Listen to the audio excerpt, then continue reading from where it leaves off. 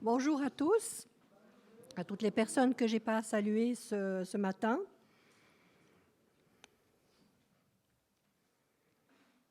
J'aimerais faire une prière d'abord. Seigneur, je t'appelle, Saint-Esprit, je t'appelle. Je te demande vraiment d'ouvrir nos cœurs, d'ouvrir notre entendement et de voir à combien ta parole est magnifique. Combien, même quand on lit nos traductions en français, on en saisit que le 10e et encore. Mais combien chaque année, quand on relit les passages, c'est tellement merveilleux. Seigneur, merci. Merci pour cette parole qui nous permet de te comprendre. Merci pour cette lettre d'amour que tu as faite pour nous. Amen.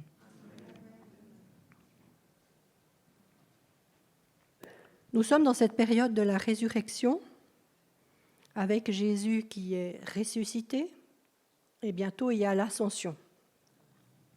Alors on parle beaucoup de la résurrection. On parle beaucoup de Jésus qui est ressuscité. Mais on réalise peu qu'il y a une autre résurrection qui existe. Et cette résurrection, c'est la nôtre. Je ne vais pas vous parler de notre résurrection lorsque nous arrivons au ciel et que nous allons retrouver tous nos bien-aimés et que nos bien-aimés vont nous retrouver. Je vous parle d'une résurrection ici et maintenant. Alors, Pavel, tu peux effectivement mettre le premier. Le thème d'aujourd'hui que je vous propose, c'est comment marcher dans un esprit de résurrection. Le mot résurrection peut nous parler au travers de bien des domaines. Concernant... Non, tu vas trop vite. Il va trop vite. Il est au taquet. Au travers de plein de domaines qui concernent pas seulement notre vie physique, quand on sort d'une maladie par exemple, mais aussi de notre vie spirituelle. Ce mot vient du grec resurgere, qui signifie se relever, se lever une nouvelle fois. Il est la traduction du grec anastasis, et en hébreu, il signifie un retour à la vie des morts. C'est-à-dire, on n'est plus mort, on est vivant, en hébreu. Alors maintenant, tu peux. Il y a beaucoup de synonymes, je vous en ai mis quelques-uns. Renouveau, rénovation, réveil, régénération, restauration, renaissance. Là, je vais surtout utiliser la restauration, qui est à mes yeux le plus proche. Tu peux refermer, Pavel. On va visiter la restauration personnelle, spirituelle, qui nous fait revenir à la vie que Dieu a désirée pour chacun d'entre nous. Le départ de cette restauration personnelle commence par quelque chose qu'on ne peut pas échapper, c'est l'acceptation et la reconnaissance de Jésus en nous. Il faut reconnaître Jésus, accepter Jésus, vivre Jésus en nous pour commencer ce travail de résurrection. Et alors, petit à petit, de guérison en guérison, notre restauration ou résurrection avance et on progresse lentement mais sûrement jusqu'à devenir ce que Dieu avait comme plan au départ pour chacun d'entre nous. Il y a de nombreuses années en arrière, je vous avais parlé d'un homme qui me travaille énormément. Et en pensant à ce thème de la résurrection personnelle, j'ai su que je devais remettre le couvert, c'est-à-dire reparler de cet homme qui me travaille. Et en travaillant ce texte, en retravaillant ce texte et en retravaillant ce texte, je vous avoue que j'ai réalisé quelque chose. J'ai accouché définitivement. Il y a quelques années, c'était une ébauche et cette fois, c'est la fin. Donc, on va voir comment ça vous parlera. Et peut-être que certains se rappelleront de ce message. Il s'agit d'une destinée qui parle réellement à nous de la résurrection. Peut-être ne le réalisez-vous pas, mais dans la Bible, il y a énormément de personnes, hommes et femmes, qui en fait sont des miroirs pour notre propre vie personnelle. Et ce monsieur en est un miroir. C'est comme si, quand on lit la Bible chaque année, je ne sais pas si vous lisez la Bible entièrement chaque année, mais enfin moi je le fais, cet exercice. Et parfois je me dis, ah, je connais ça. D'autres fois je me dis, oh, mais je n'avais pas vu que c'était comme ça. Et en fait, c'est nous qui évoluons, qui grandissons, qui maturons, et ça fait que chaque fois qu'on relit la Bible, on découvre de nouvelles choses. Et ça devient toujours plus, ça entre toujours plus profondément en nous. Parce que nous changeons. Alors l'histoire que nous allons découvrir se passe dans 1 Samuel 20. Elle commence dans 1 Samuel 20. Bonjour Siméon.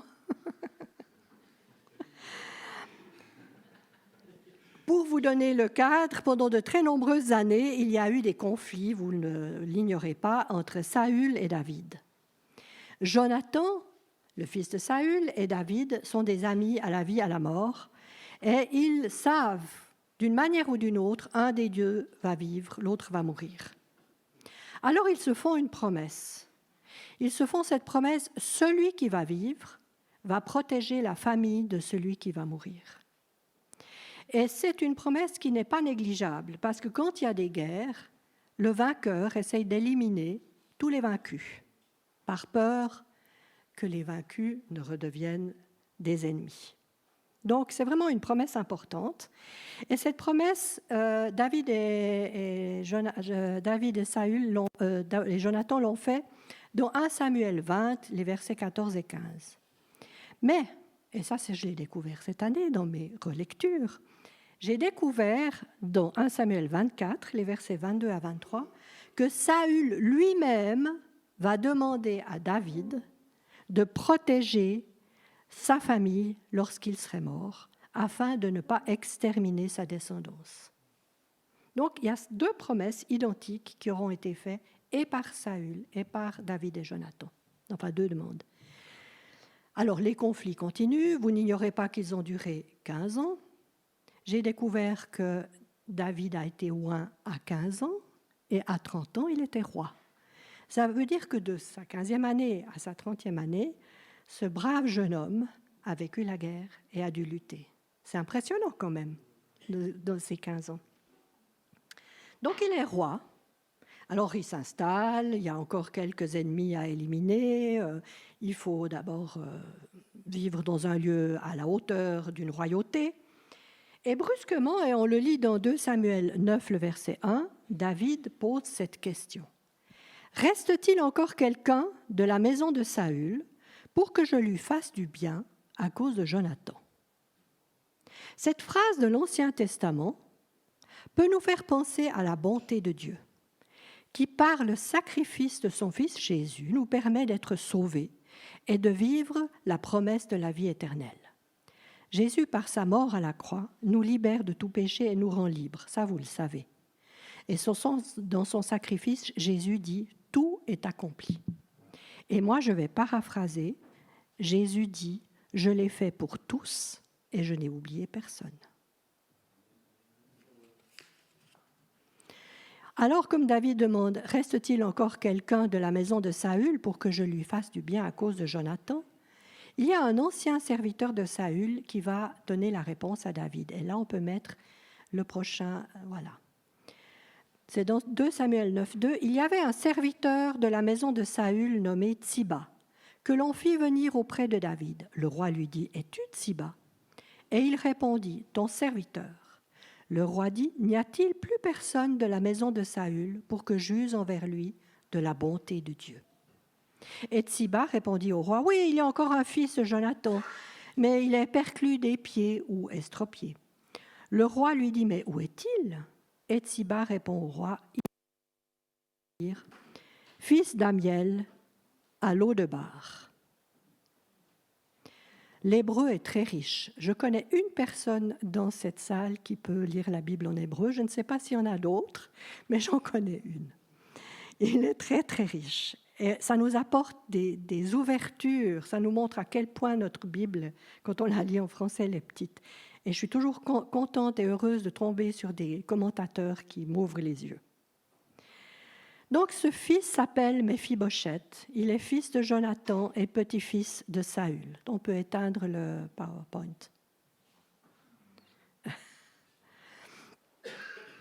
Et lui, il va aller de restauration en résurrection. Alors qu'il est très jeune, c'est la guerre. Et les enfants ont tous des nourrices. Et la nourrice de Méphibosheth va courir pour éviter les soldats, pour éviter qu'on les tue. Et malheureusement, dans sa précipitation, elle le laisse tomber. Et c'est ce qui fait que notre Méphibosheth a eu les 2 jambes cassées, et bien évidemment, au temps où ça se passe, elles n'ont pas été remises, et donc il est estropié. Ce qu'il faut savoir, c'est qu'en hébreu, le nom nourrice se dit omenet.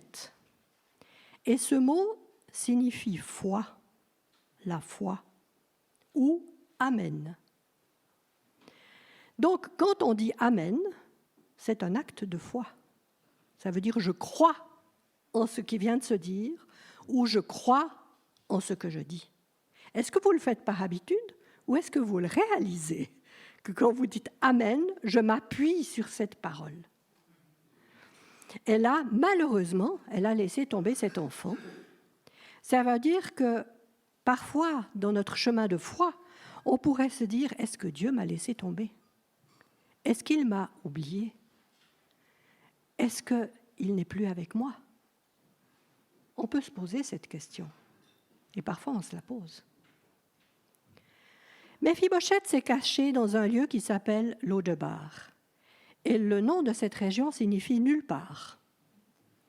Donc ce mot signifie nulle part, mais en hébreu, on peut l'orthographier autrement et il signifie celui qui n'a pas encore parlé. Ça veut dire que du nulle part peut sortir quelque chose.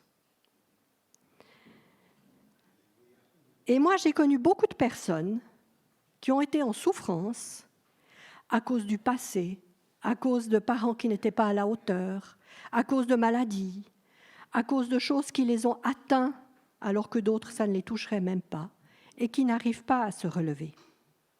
Ils sont dans le Lodebar, dans le nulle part. Moi-même, personnellement, avant de rencontrer Jésus, j'étais dans ce Lodebar.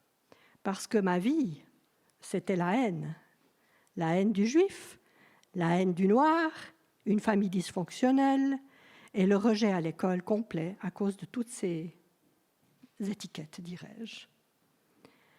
Donc, comme on le dit en psychologie, je ne vivais pas, je survivais.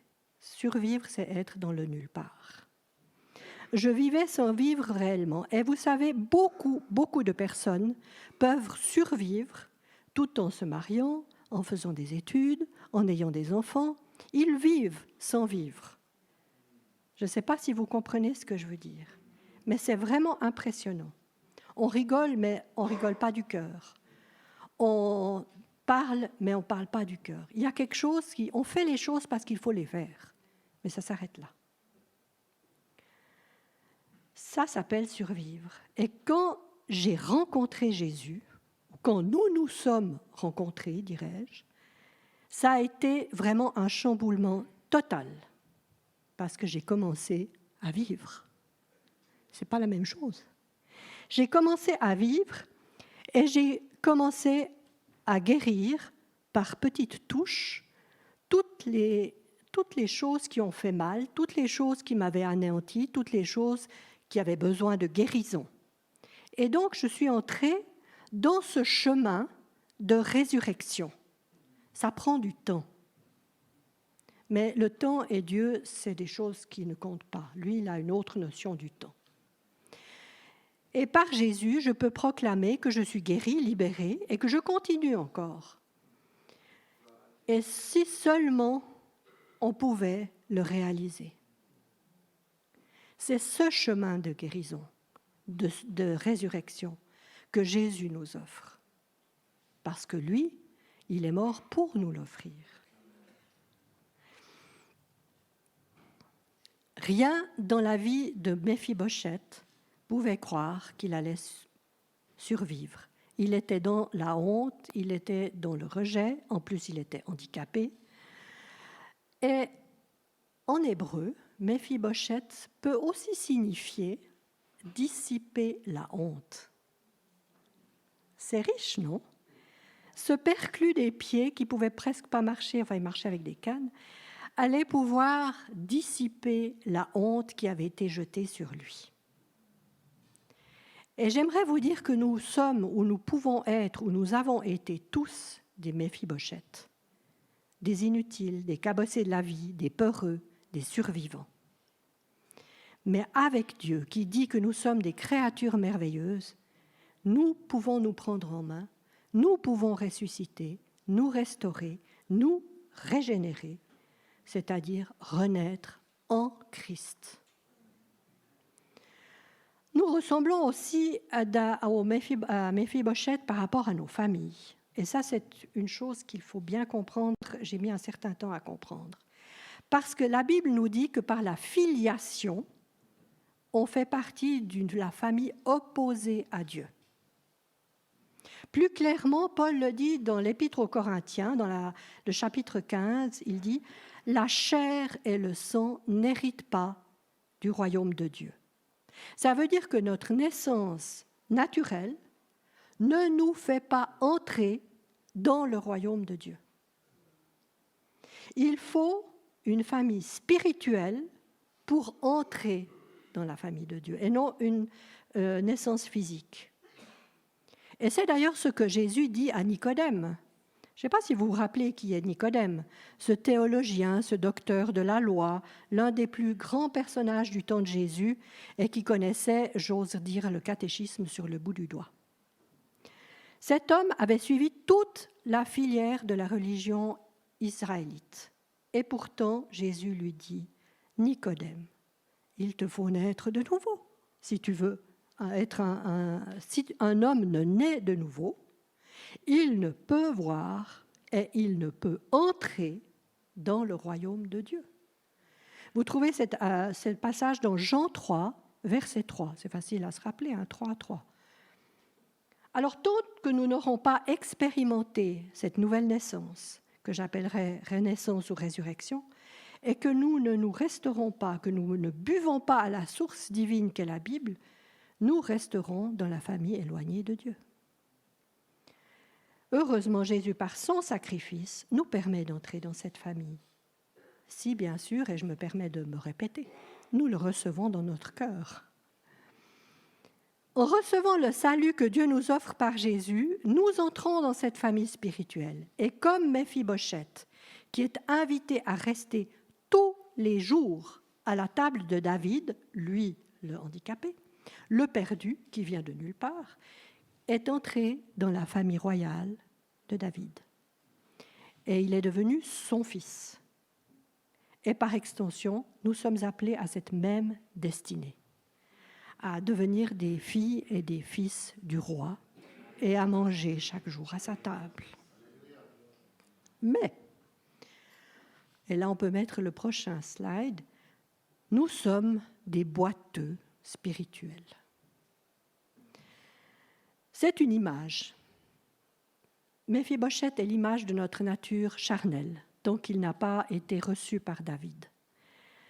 Et nous vivons souvent ce que l'expérience que l'apôtre Paul nous dit, « Je ne fais pas le bien que je veux et je fais le mal que je ne veux pas. Et quand je veux faire le bien, le mal est attaché à moi. » On est tous logés à cette enseigne. Alors, comment faire ?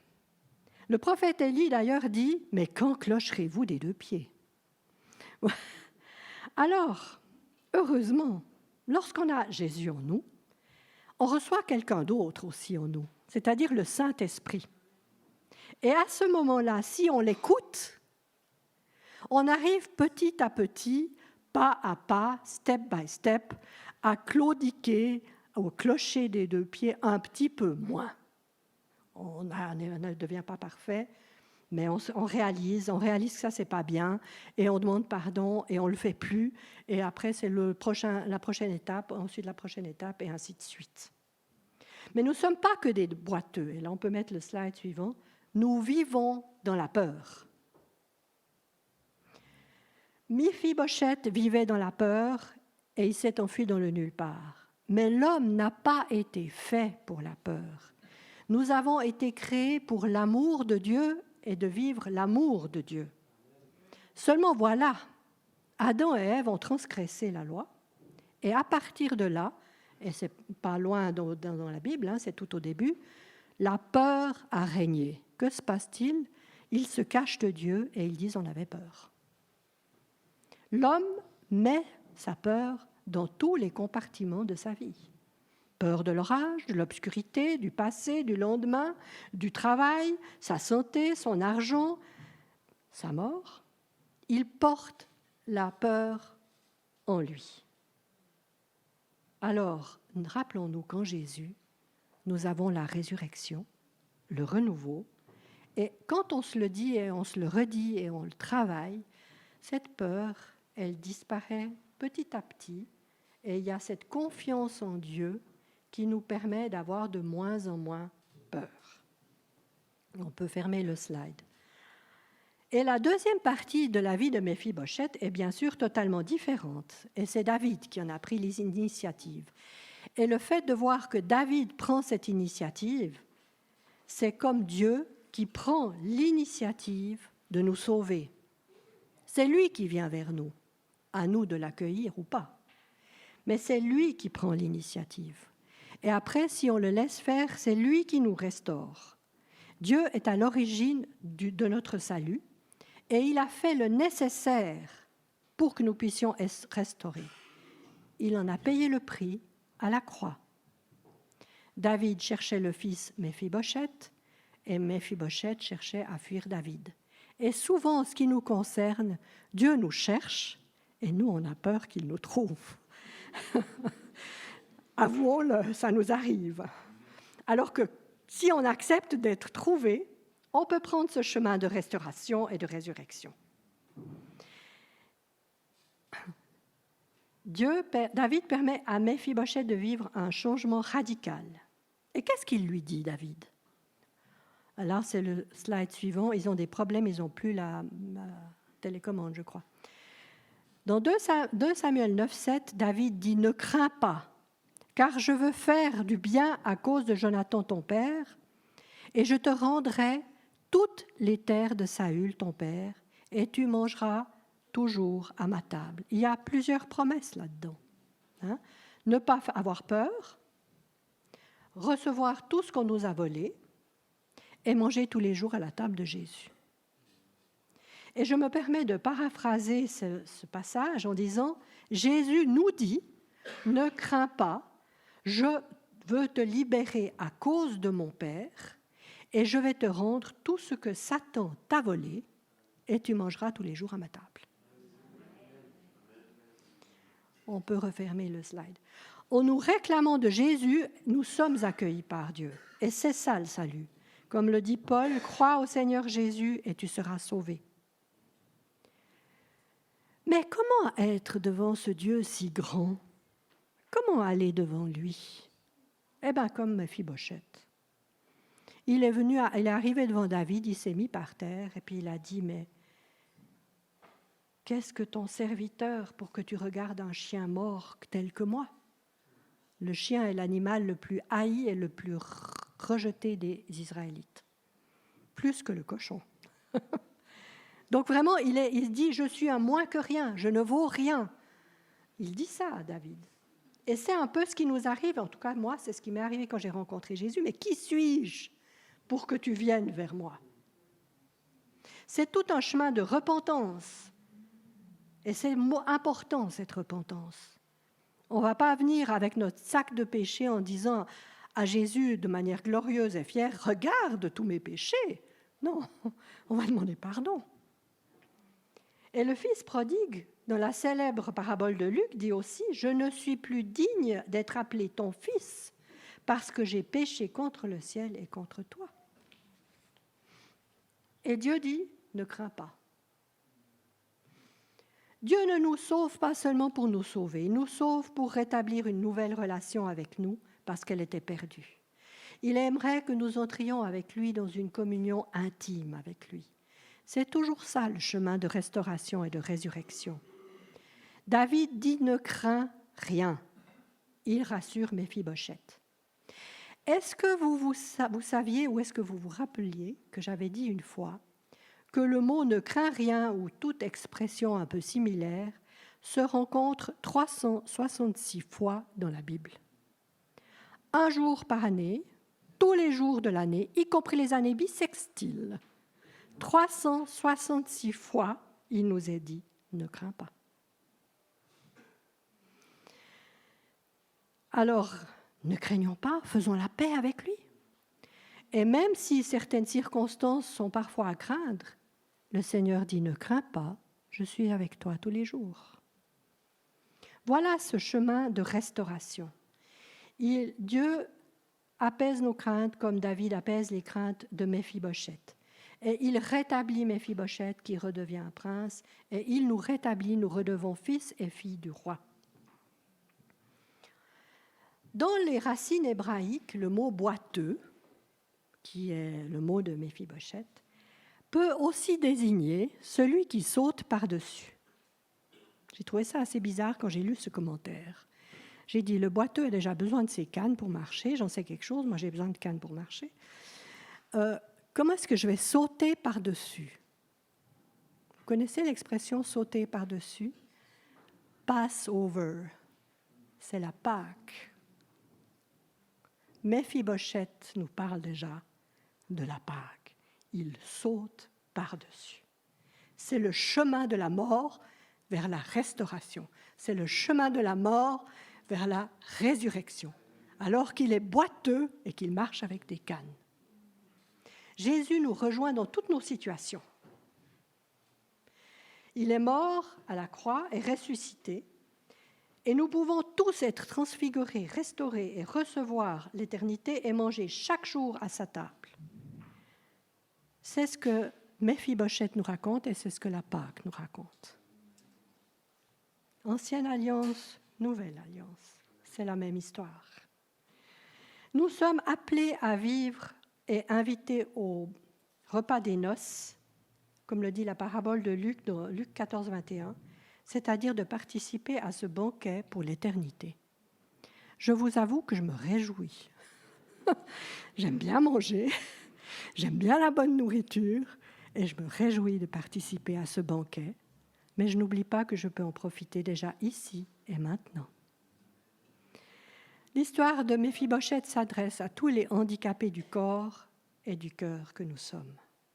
Et Dieu nous fait cette offre incroyable d'un nouveau départ qui est possible. Nous pouvons renaître, ressusciter en une nouvelle personne restaurée, marcher dans un esprit de résurrection. Et pour que nous l'oublions jamais, là c'est le dernier slide, je vous donne un autre passage de la Bible, dans Ésaïe 61, verset 1, ou Luc 4, 18. Les deux passages sont identiques. « L'Esprit du Seigneur est sur moi, car il m'a choisi pour son service. Il m'a donné pour mission d'apporter aux pauvres une bonne nouvelle et de prendre soin des désespérés. » Et nous sommes souvent des désespérés. « Ma mission est de proclamer aux captifs qu'ils seront libres désormais. » Est-ce que vous vous sentez libre ? Et de dire aux prisonniers que leurs cachots sont ouverts. Est-ce que vous réalisez que nos prisons sont ouvertes, qu'on a le libre accès à Dieu par Jésus ? En Jésus, nous sommes tous des ressuscités, des hommes et des femmes libres. Il n'y a plus de cachot. Et Jésus est notre chemin, notre vérité et notre vie. Alors, je vous appelle à accepter cette offre que Dieu nous donne par Jésus et d'avancer dans ce chemin de résurrection. Amen.